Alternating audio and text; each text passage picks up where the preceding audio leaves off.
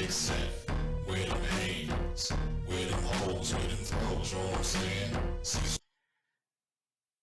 This guy is a BJJ practitioner who's also a bouncer. I was going to first like comment on the whole video, but I'm not going to, because just the first few minutes of what he's talking about in this video.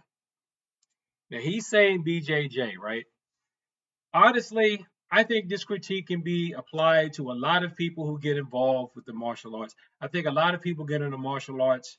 I can confess, I know I did in the beginning, because they have this fantasy that they're going to be able to get into a fight with someone, beat up 55 people, and not get a scratch. And that's just not reality. That's just not how things play out in the real world. Okay. I want to just let him talk first about all this stuff that I know I couldn't have said it any better myself. So I think he should. We'll be talking about street fighting in you and how you can tweak your training to better prepare yourself for said adventure. To give you a little background about myself, I'm a professional BJJ athlete that was number 6 at 185 in the world, and I'm the first jiu-jitsu athlete in history to be sponsored by a fast food company, Panda Express. I worked for multiple years as a bouncer with my brother at the busiest bar in a city known for its wild and drug-fueled antics. I've been in too many unsanctioned fights to count, so today I'm sharing some of the things I learned from dealing with Mount Vernon's finest at their finest. And what's that, sir? First, I want to disabuse you of the notion that real fights have any glamour whatsoever. Every BJJ athlete that I've met seems to have this idea in their head that they're going to be defending some maiden's honor, they're the hero in the story, and they subdue their attacker with perfectly choreographed moves and they take 0 damage. I'm here to tell you.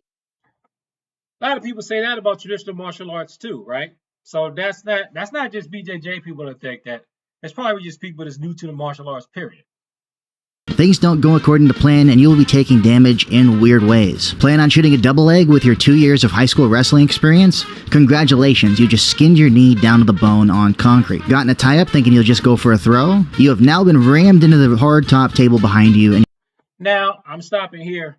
If anybody's ever spent any time in judo, you know how they call penalties against you for head diving and stuff like that? For throwing yourself in a way that's dangerous to you. You ever notice how if you're doing a technique, especially if you're talking about some kind of grappling technique, and you feel like, man, I don't know if I could do this if I were running on the ground. I think I might hurt myself. You probably would. You probably would. And if you're ever doing a striking technique, if you're ever in a Taekwondo class, and you wonder if you could do that kick if you were wearing your regular clothes, you probably can't. You probably can. So just keep that in mind. See, that's why Taekwondo is a way of the hand and foot. And in my opinion, grappling is great for when you need to hold somebody down and not hurt them. But let's continue. Spent too long thinking about your options? Player 3 has entered the game and he has cold clocked you from the side. Real fighting sucks and it almost never goes according to plan. The lesson to learn here is that even if you do everything right, something is going to go wrong. You will be taking damage and it's better to just accept that fact right now, rather than be surprised by it later. Second, you're going to get exhausted and it's going to happen quickly. Not like I just rolled hard and I need a couple minutes to catch my breath exhausted. More like I might actually die and I forgot what it's like to close my hand exhausted. It's a very different level, I assure you. Unless you frequently have near-death experiences, no controlled setting is going to fully prepare you for the sheer adrenaline dump that you're going to experience when this adrenaline dump is going to cause you to make mistakes in your form and gas out incredibly quickly. Not to mention, most people that don't compete in jiu-jitsu never get to experience what it's like to have an opponent genuinely resist their hardest. You just don't experience that in a class setting, almost never. And if you get almost never, you can duplicate that if you have an instructor that's really dedicated to doing that and you're trying to be safe. So some ways around what he's talking about, I would recommend to do sprinting. Sprint as hard as you can until you are sprinting and weightlifting and jogging. I would do all 3 of those things. If you can only do 2 out of the 3, I would recommend running for a very long distance and strength training. The reason why I wouldn't say to do sprinting and strength training is because that running long cardio endurance will kick in once the sprint energy has worn out. And besides, but really, in a quote unquote real fight, it shouldn't be going on that long anyway. What you need to be as healthy as possible so that in my opinion, so that the shock of the encounter doesn't kill you. So you don't have a heart attack just because somebody attacked you, whether you successfully defended yourself or not. You need to get yourself in that kind of health that you can handle sudden shocks without just the stress of the situation killing you.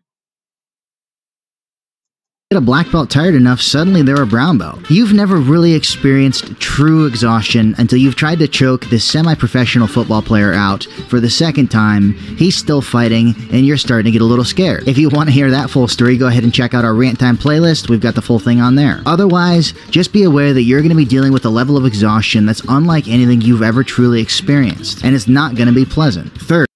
Now, some ways around that level of exhaustion also.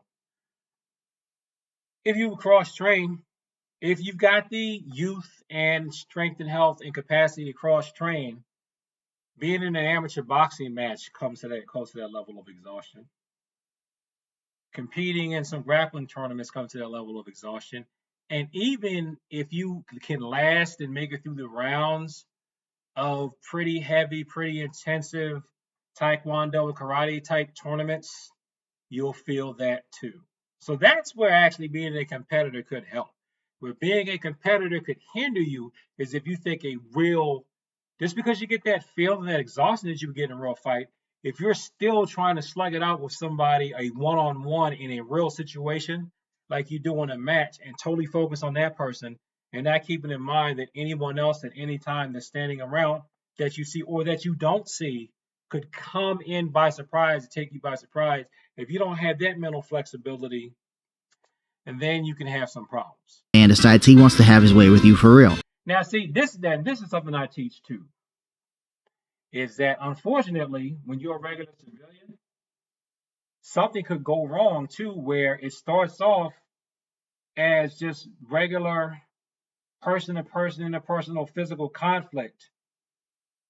Then they reach in there and they pull out a weapon. Then what do you do? Now, if they escalate to that, you've also, civilian, you've got to be able to deal with that reality.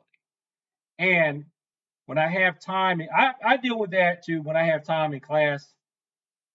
You know, if I can get through all the stuff I want to get through, and then they're sparring, then I'll hand one of them weapons like, it's just escalated. What are you going to do? And of course, people don't have perfect responses to stuff like that. People don't have perfect responses to stuff like that, but it gets them to think. It gets them to think. And at this point, that's the best I can do is try to get you to think. So that's pretty much what I'm doing with a lot of these videos is trying to get myself to think, get us all to think. So I'm going to put a link to this video below. Please watch it. I think it's a good video. And share your thoughts with me below. Thanks for watching this video. Like, comment, subscribe. Share with people like to talk about the martial arts in peace. And as always, thank you for your time. I appreciate it.